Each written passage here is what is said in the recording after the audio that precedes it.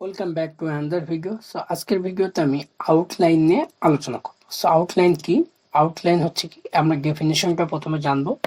Outline is a line outside of the elements border, মানে elements এর বাইরে as a border হিসেবে থাকে। ঠিক আছে? Outline don't take up space so that don't affect the layout of the document anyway.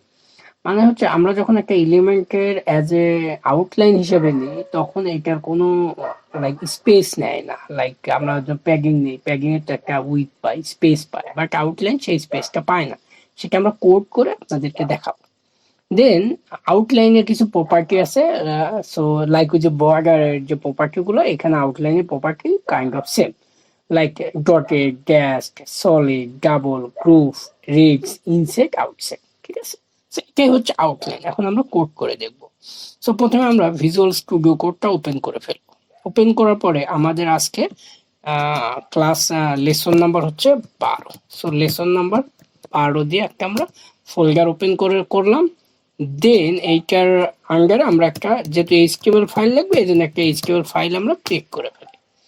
দেন আমরা যে কাজটা করব, শিফট প্রেস করে 1 প্রেস করলে এরকম সিম্বল আসবে, এই পাশে দেখতে পাবেন HTML5 এর আপনাকে একটা সাজেস্ট করবে। সো আমরা এটা ইন্টার প্রেস করলে আমাদের এটা ইম্পোর্ট হয়ে যাবে।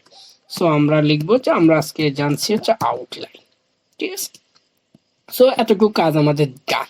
তারপর আমরা কোডটা জাস্ট এই যে গো লাইভ আছে, এখানে ক্লিক করলে আমাদের এটা ডিফল্ট ব্রাউজারে ওপেন হয়ে যাবে। ঠিক আছে? সেই যে আমাদের কিন্তু ওপেন হয়ে গেল, বাট আমরা কোনো এখানে কাজ করিনি। এখন আমরা এই কাজগুলোই করব। তো প্রথমে আসা যাক, আমরা একটা ডিভ নেই, ডট আমরা আউটলাইন নামে একটা ক্লাস নিলাম। ঠিক আছে? নেওয়ার পরে আমরা জাস্ট এখানে স্টাইল দিই, স্টাইল, এবং এখানে ভিতরে কিছু একটা লিখি, আউটলাইন। ঠিক আছে? দেন আমরা একে ডট আউটলাইন দিলাম। দেওয়ার পরে একে, যেহেতু একে স্টাইল করব, যেহেতু আমাদের স্টাইল অ্যাপ্লাই সিএসএস এর কাজ করছি, এই জন্য আমাদের ডেফিনেটলি স্টাইল দিতে হবে। এই জন্য স্টাইলটাকে হেল্প নিয়ে জাস্ট এই ডিপটাকে আমরা সিলেক্ট করলাম। করার পরে আমরা দিলাম হচ্ছে লাইক আমরা দিলাম আউটলাইন স্টাইল। ধরেন আউটলাইন স্টাইল আমরা দিলাম হচ্ছে সলিড। তাহলে সলিড দিলাম, কন্ট্রোল এস দিয়ে সেভ দিলাম। তারপরে যদি আমরা এখন ব্রাউজারে চলে যাই, দেখেন সলিড মানে এই যে সলিড স্পেসটা আসছে। সো আমরা একটা উইথ দিই। ঠিক আছে? উইথটা কমাই দিই, ধরেন যে আপাতত দিলাম হচ্ছে উইথ, উইথ ধরেন 400 পিক্সেল। কন্ট্রোল এস দিয়ে সেভ দেই। দেন ব্রাউজারে দেন এতটুকু পেয়েছে। সো আমরা কি কি জানি, আমরা ডটের অ্যাপ্লাই করব, গ্যাসের অ্যাপ্লাই করব। ঠিক আছে? সো এই যে যে দেখেন সলিড দিছি, তার মানে একদম সলিড কালার পাইছে। সো আমরা একটু জুম করি।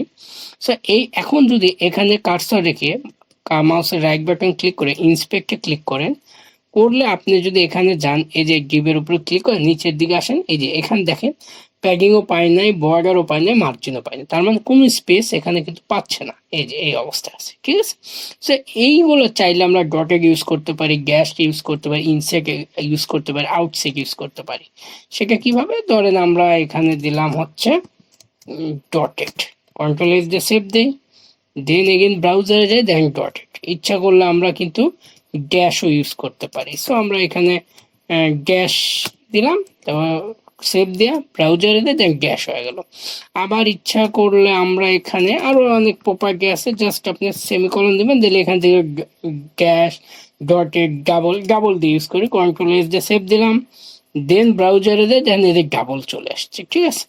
সো এইভাবে আপনারা এই প্রত্যেকটা dotted, dash, solid, double, groove, ridge, inset, outset এগুলো অ্যাপ্লাই করে দেখতে পারেন।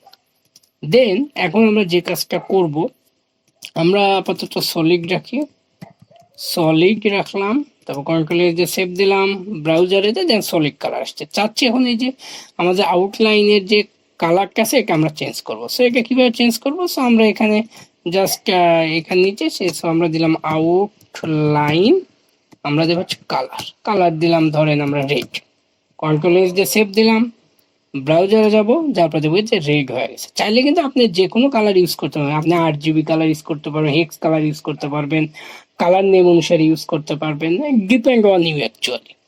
তারপর ধরেন এই যে আউটলাইনের যে আছে রেড কালারটা, এখানে আমার উইথটা বাড়ায় দিতে চাই, মানে এখন একটু চিকন আছে, আমরা একটু মোটা করে দিতে চাচ্ছি। সেক্ষেত্রে কি করব, সো আমরা এই কাজটা করতে পারি, আউটলাইন আমরা উইডথটা বাড়ায় দিতে পারি, উইডথটা ধরেন লাইক 10 পিক্সেল। কন্ট্রোল এস দিয়ে সেভ দিলাম, সো ব্রাউজারে গেলাম, যাওয়ার পরে এটা পেজ। এখন যেহেতু আমরা উইথ বৃদ্ধি করলাম, আপনার মনে প্রশ্ন আসতে পারে তাহলে তো একে স্পেস নেওয়ার কথা। সো আপনি এখানে জাস্ট এখানে যে আবার যদি আমি দেখাই, সো এর উপরে মাউসের রাইট বাটন ক্লিক করে ইন্সপেক্টে ক্লিক করবেন, করার পরে এই যে আপনি এই ডিবের উপর ক্লিক করে নিচে আসবেন, আসার পরে দেখতে পারেন এই যে 400 পিক্সেল দিছি না উইথ, এই 400 প্যাডিংও পায় নাই, বর্ডারও পায় নাই, মার্জিনও পায় না, মানে কোনো স্পেস পায় নাই। এতে অ্যাডভান্টেজ হচ্ছে আপনি যখন লেফট রাইট করবেন বা লেআউট ডিজাইন করবেন তখন এগুলো কিন্তু টোটালি ইফেক্ট ফেলবে না। সো আপনি খুব সহজে আউটলাইন অ্যাপ্লাই করতে পারেন, no problem at all. So আউটলাইনের জন্য আপনার লেআউটে কোনো প্রভাব পড়বে না। সো আপনি নিঃসন্দেহে লেআউট ইউজ করতে পারেন, যেহেতু এরা কোনো স্পেস নেয় না। ঠিক আছে, সো এখন আমরা কি ইউজ করছি, আউটলাইন স্টাইল। যদি আমরা এটাকে কপি করে একটু জাস্ট একে নিচে দিয়ে দিই, সো আমরা কি ইউজ করছি, outline style, outline colour, outline with. But আমরা চাচ্ছি এই তিনটা একই লাইনেই অ্যাপ্লাই করব, যাতে যাকে বলা হচ্ছে শর্ট হ্যান্ড রুল। কিভাবে, সেটা হচ্ছে আমরা দিব হচ্ছে আউটলাইন, শুধু আউটলাইন লিখবো, কোলন দিব, তারপরে দেব হচ্ছে 10 পিক্সেল, তারপরে দেব হচ্ছে কি উইথ দিলাম, তারপরে দেব হচ্ছে স্টাইল, তারপর সলিড, তারপরে দেব হচ্ছে কালার রেড। ঠিক আছে, তারপরে কন্ট্রোল এস দিয়ে সেভ দিলাম। ঠিক আছে, তারপরে এই তিনটা এখন আমরা কমেন্ট করে দিই, কন্ট্রোল এস দিয়ে সেভ দিলাম। তারপরে এখন যদি ব্রাউজারে যাই দেখেন সেম কাজটাই করছে। ঠিক আছে, ইচ্ছা হলে যে আমরা এখানে কালারটা কিন্তু RGB অ্যাপ্লাই করতে পারি, নো প্রবলেম অ্যাট অল। এই যে এখন আমরা যদি একটু এই যে এই কালারটা ইউজ করি, এখন দেখেন RGB কালার ইউজ করছি। সো এখন ব্রাউজারে যাই দেখেন কিন্তু এটা হট পিঙ্ক চলে আসছে। সো চাইলে কিন্তু আমরা এইভাবে শর্ট হ্যান্ডেও আমরা আউটলাইন দিতে পারি। সো আউটলাইন এই ছিল আউটলাইনের আজকের ভিডিওতে ডিসকাশন।